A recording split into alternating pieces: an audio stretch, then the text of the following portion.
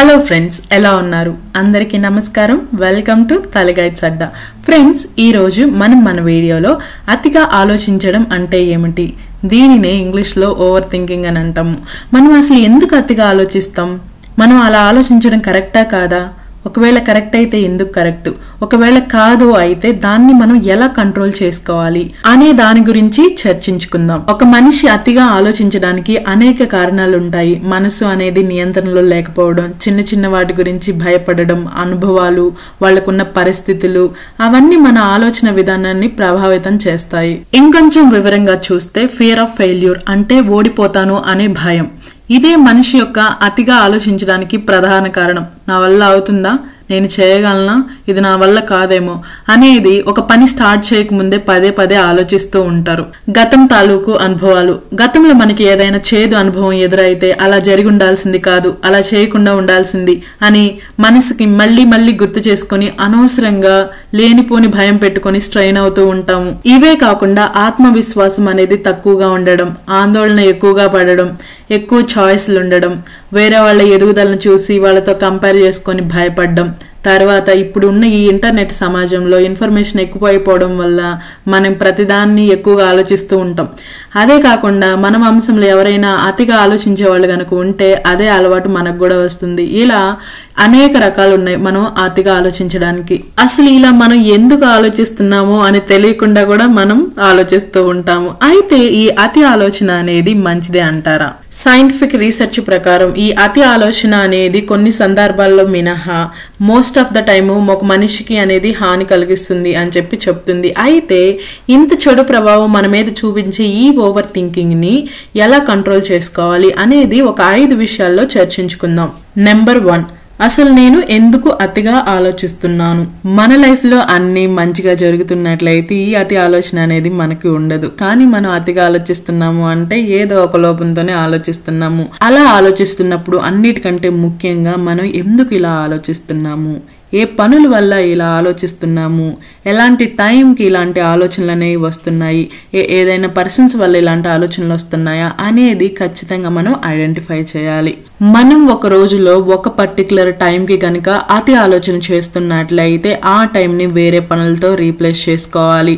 ఏదైనా కుక్ చేసుకోవడం, లేదు అంటే అలోన్గా వాక్ చేయడం, ఫ్యామిలీతో మరియు ఫ్రెండ్స్తో మాట్లాడడం, ఇలా ఏదో ఒక ఆల్టర్నేటివ్ ఆ టైంలో గుర్తించి మనం రీప్లేస్ చేసుకున్నట్లయితే మనకి అతి ఆలోచన అనేది తగ్గుతుంది. ఇక రెండో రీజన్ చూస్తే ఈ అతి ఆలోచన అనేది మనకి ఉపయోగపడుతుందా?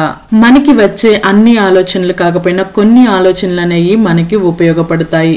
ఉదాహరణకి ఒక వ్యక్తి యూట్యూబ్ ఛానల్ స్టార్ట్ చేయాలి అనుకున్నాడు.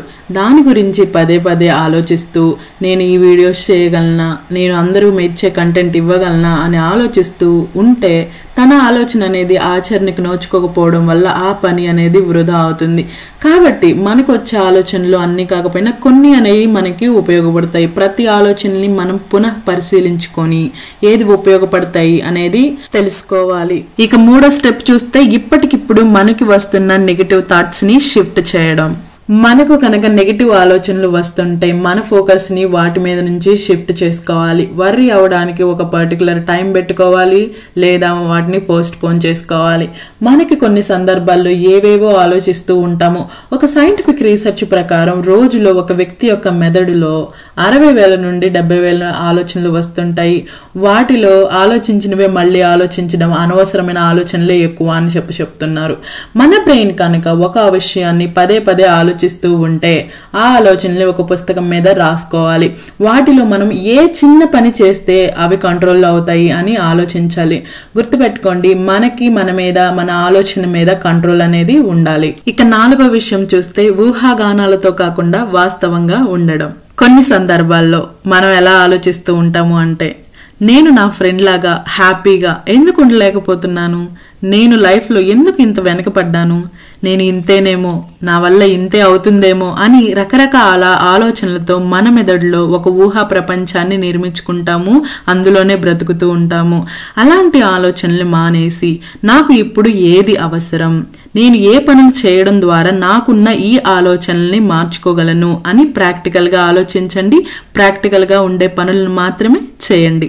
మన వీడియోలో ఫైనల్ పాయింట్ చూస్తే ముఖ్యమైన వాటి మీద దృష్టి పెట్టడం. మనకు ఎటువంటి అతి ఆలోచనలున్నా చేస్తున్నా, అతి ఆలోచనలతో టైంపాస్ చేస్తున్నా, ఆలోచనలతోటి మనం హెల్త్ని పాడు చేసుకున్నా అవన్నీ మనకే నష్టం.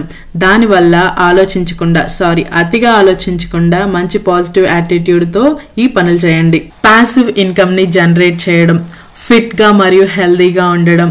మనకి ఎప్పుడైనా ఇలాంటి ఆలోచనలు వస్తూ ఉంటే 5 4 3 2 1 అని కౌంట్ చేసి మన ఆలోచనలు వేరే ఉపయోగపడే ఆలోచనల మీదకి మరల్చడం, తర్వాత డీప్ బ్రీత్ని ప్రాక్టీస్ చేయడం. ఇలా మనకు ఉపయోగపడే పనులు చేయడం వల్ల మనం ఈ ఓవర్ థింకింగ్ నుంచి బయటపడవచ్చు. అమెరికా రచయిత అయినటువంటి మార్క్ ట్వెయిన్ గారు ఏమంటారు అంటే, వర్రీ అవడం అనేది మనం తీసుకొని అప్పుకి డబ్బు కట్టడం లాంటిది అని చెప్తారు. కాబట్టి మనం వర్రీ అవ్వకుండా, అతి ఆలోచనలు పెట్టుకోకుండా మంచి పాజిటివ్ యాటిట్యూడ్ తోటి ముందుకెళ్దాం. ఇది ఫ్రెండ్స్ ఇవాళ వీడియో. మనం ఈ ఓవర్ థింకింగ్ అంటే అతి ఆలోచన విధానాన్ని ఎలా కంట్రోల్ చేసుకోవాలి అనేది కొన్ని స్టెప్స్ ద్వారా తెలుసుకున్నాం కదా. మీకు గనక ఈ వీడియో నచ్చినట్లయితే తెలుగు గైడ్స్ అడ్డాకి సబ్స్క్రైబ్ చేయండి, లైక్ చేయండి, మీ ఫ్రెండ్స్తో ఈ వీడియోని షేర్ చేయండి.